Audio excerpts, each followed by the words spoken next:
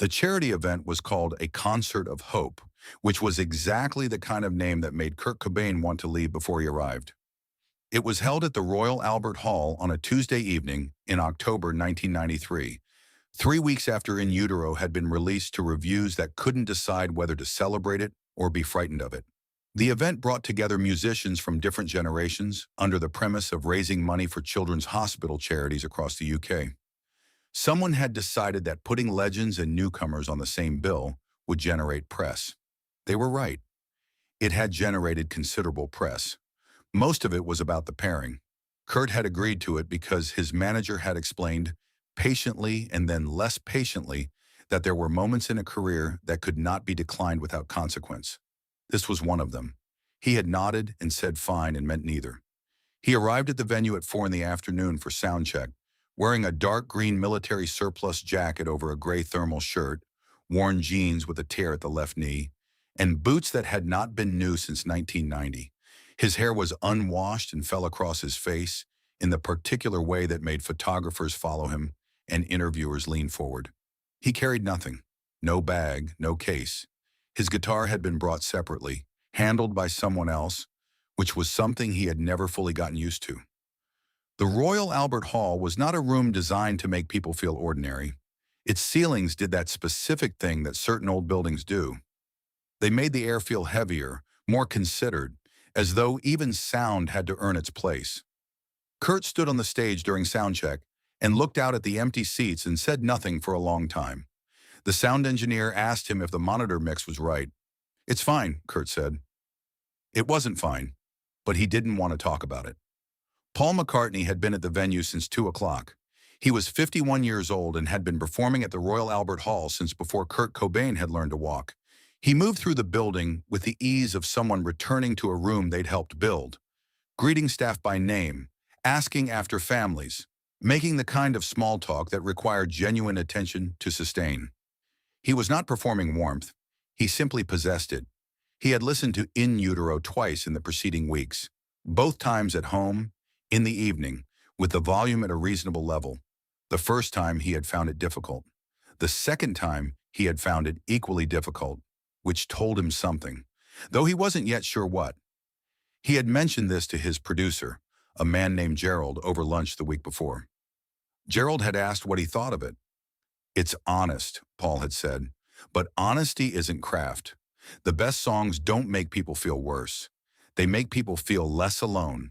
There's no melody to hold on to, nothing to carry home after the song ends. Music is supposed to be the thing you reach for when you need comfort, not the thing that confirms how bad it already is." He believed this. He had believed it for 30 years. It was not a casual opinion. It was something close to a philosophy of purpose. The idea that music's highest function was to alleviate, to lift, to give people back to themselves in better condition than it found them. He didn't know that this opinion would travel. Gerald knew someone on the event's production team. The production team had a liaison. The liaison had access to the backstage schedule.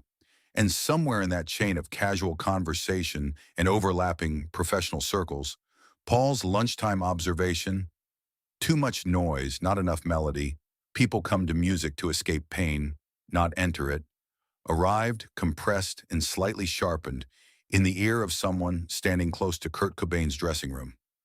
Kurt was alone when he heard it, sitting on a small couch with a guitar across his lap, not playing, just resting his hands on the strings. The person who delivered it, a young production assistant named Theo, who clearly wished he was anywhere else, framed it as carefully as he could. Someone passed along that Paul McCartney had some thoughts about the set, about the style. Kurt looked up. Theo delivered the substance. Too much noise, too little melody. Music should comfort rather than disturb. Kurt was quiet for a moment. "Who told you to tell me that?" he asked. Theo gave a name in the chain.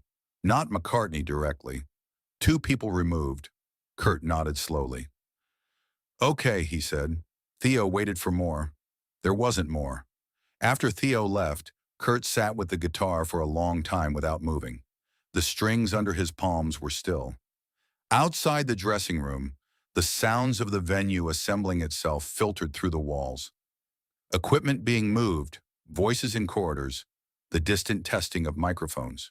He thought about the word melody. He thought about what it meant to someone who had grown up with the Beatles the way he had grown up with them, which was to say, completely and without choosing to. The melodies were already inside him before he knew who had written them. That was the thing about McCartney's melodies specifically. They didn't ask permission. They simply arrived and stayed. They were structurally inevitable, each note making the next note feel like the only possible note. Kurt had understood this as a child and had understood it continuously since. He also understood something else. He picked up the guitar and began to play, not rehearsing, thinking. The concert began at 7:30. Paul McCartney performed in the second slot before the interval. He played with a full band, the set list a careful balance of Wings material, solo work, and 3 Beatles songs that the audience received with the particular reverence people reserve for things they have loved since before they understood love. He was, as he almost always was, immaculate. The melodies rang through the Royal Albert Hall the way they were designed to, carrying people somewhere slightly better than where they had been sitting a moment before. When he finished, the applause was long and warm and meant. He took his bow and walked off stage into the wing where a small group of industry figures had gathered. Someone handed him a glass of water. He was pleased with the set. He could feel that the room had received it well. He did not watch Nirvana's soundcheck footage. He did not go to the stage-side viewing area when their set began. He remained in the backstage corridor, talking, being available in the way that people of his stature were expected to be available at events like this. Gracious, present, a certain kind of professional warmth that was also its own form of discipline. He heard it begin, though. The Royal Albert Hall's acoustics meant that sound traveled through the building in unexpected ways. Standing in the corridor, Paul could hear the stage, not clearly, not with detail, but enough. The opening of the set was what he'd expected. Dense, loud, the kind of volume that felt like weather rather than music. He was aware of people around him nodding along, younger people who were receiving it very differently than he was. Then something happened that he didn't expect. In the middle of the third song, Come As You Are, which he recognized dimly from having heard it on the radio, there was a moment, a brief instrumental passage where the band dropped almost entirely away and Kurt played alone. And the melody that emerged from that moment was so plain and so precise and so quietly devastating that Paul stopped speaking mid-sentence. The person he was talking to noticed. "You all right?" the man asked. "Yes," Paul said. "Hang on." He listened. The passage lasted perhaps 12 seconds. Then the band came back, the volume returned, and the song continued in the direction it had been going. But those 12 seconds sat in the air of the corridor differently from everything surrounding them. They had the quality of something that had been placed there deliberately, not for the audience, not for the room, but for some other purpose that Paul couldn't immediately name. He went back to his conversation, but the 12 seconds stayed with him. The second time it happened was during Lithium. Paul had moved closer to the stage side area by this point, not fully watching, standing at an angle that gave him a partial view of the wings and a partial view of the monitor engineer station. He was not certain why he had moved closer. He would not have been able to explain it if asked. The melody appeared in the bridge of the song, and this time it was longer, 16, perhaps 18 seconds. A single guitar line, high on the neck, 4 notes repeated with slight variations in timing and pressure that changed their emotional weight each time they returned. It was the kind of melody that did not announce itself. It was embedded, underneath the noise, underneath the distortion, underneath everything that was loud and surface and immediate. If you were listening for loudness, you would not find it. You had to be listening for something else to hear it at all. Paul was listening for something else. The notes were not complicated. A child could have played them on a first guitar. But they were placed with the precision of something that had been thought about for a long time by someone who understood exactly what a melody could carry and where it needed to sit in order to be felt rather than merely heard. They sat underneath. They held the noise up from below, the way foundations hold buildings, invisibly and without acknowledgement. Paul stood very still. Around him, the younger members of the Backstage crowd were watching the stage with the energy of people who were experiencing exactly what they had come to experience. The loudness, the intensity, the spectacle of a band that performed as though something was at stake. They were not wrong, but they were hearing a different concert than Paul was hearing. Kurt did not look into the wings. He rarely did. He performed with the particular inwardness of someone for whom the stage was a private place that happened to have an audience. Not performing at people so much as performing beside them, inviting them into a space he was already occupying.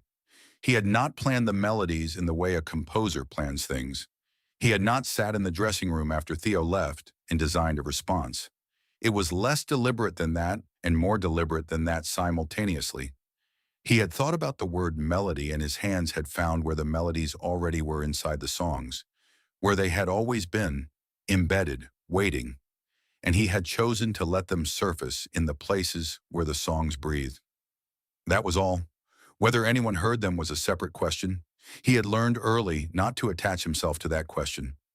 He played the last song of the set, All Apologies, and ended with the guitar feeding back, a long, sustained note that the Royal Albert Hall held for a moment before releasing.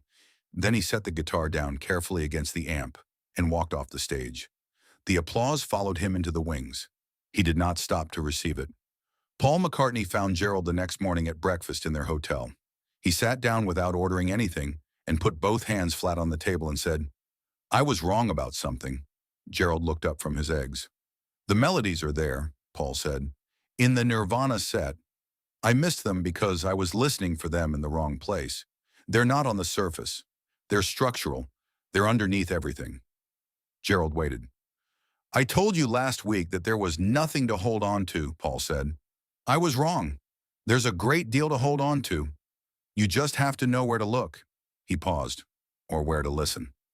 He picked up a menu and looked at it without reading it. "The thing I said about music comforting people," he continued, "I still believe that, but I said it as though there was only one way to comfort someone, as though comfort always looks the same." He put the menu down. "It doesn't. Sometimes comfort is being told that you're not wrong to feel the way you feel, that someone else has been there, that the noise in your head is not unique to you." He was quiet for a moment. "He does that, in a completely different language than I use, but he does exactly that." Gerald nodded slowly. "Are you going to tell him?" Paul considered this. "No," he said finally. "He doesn't need me to tell him. He knows what he's doing." He almost smiled. "That's the thing I should have assumed from the beginning, that he knew exactly what he was doing." They did not speak that morning. Kurt had already checked out of the hotel by the time Paul came down to breakfast. An early flight, a different city, the next date on a tour that would not stop for another 6 weeks. What remained was what always remains in these situations: the conversation that didn't happen, and the understanding that arrived too late to be spoken and therefore had to be carried instead. Paul McCartney would not discuss that night publicly for many years. When he eventually did, briefly in an interview from 2005 that was primarily about something else, he said only that he had been at a concert in 1993 where he had learned something about where melodies can live that he had not previously considered. He did not name the concert. He did not name the artist. But he said this: "The best lesson I ever received about melody was given to me by someone who didn't know they were teaching me, someone I'd already decided had nothing to teach me." He paused in the way he paused when something was more true than comfortable. That's the most expensive kind of lesson, the one you almost didn't hear because you'd already made up your mind. The interviewer moved on to the next question. Paul let it go. Some things hold their meaning better in the space after they're said than in the saying of them. The melodies were always there, underneath, holding everything up from below, invisible and without acknowledgement. The way foundations work, the way they had always worked in every song, in every room, whether anyone was listening for them or not.